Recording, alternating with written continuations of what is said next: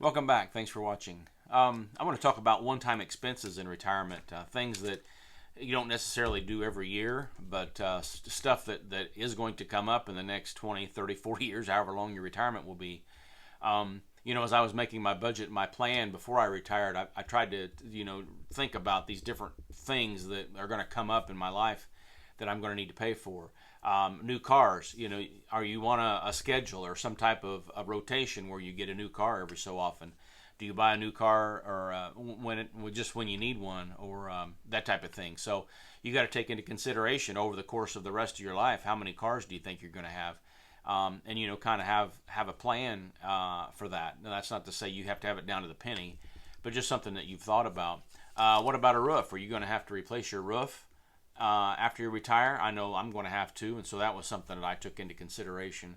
A water softener or a water heater, those things maybe not are really huge expenses. I figure maybe a water heater installed maybe $2,000. I really don't know, honestly, but that's something that you need to think about, having to put out that money. But again, that's not maybe as big an expense as a roof or a car. An HVAC system, you're going to have to redo that. You're going to have to redo your duct work or something in the midst of all that. Something like that might only be happening in once in your retirement, but it's something that you need to think about. Are you going to take a huge vacation where you just go and you really have a big blowout? Or are you going to have small trips throughout your retirement? How is that going to be handled? And so all of these different items or these different events, you at least need to have in the back of your mind these expenses that are going to be associated with these activities.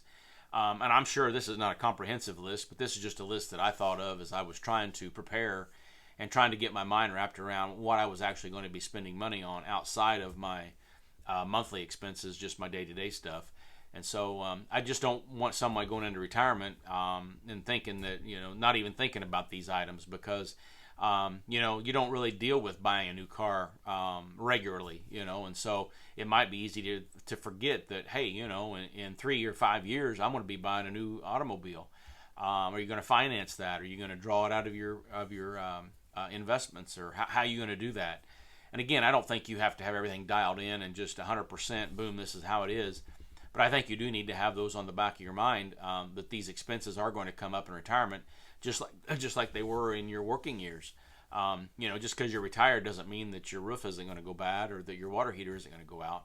And so just understand that these items are going to have to be replaced. And I just now thought of this, but appliances, anymore, your dishwasher and your refrigerator aren't going to last nearly as long as they used to.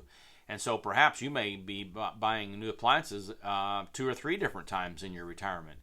And again, those things can add up if you don't really watch it. But I'm not saying the guy's not going to have the money to do that, but it is, again, something to think about. Keep in the back of your mind that these are things that are outside of your day-to-day and your monthly costs. And so with that, just something to think about. Yeah, maybe I've thought or missed something.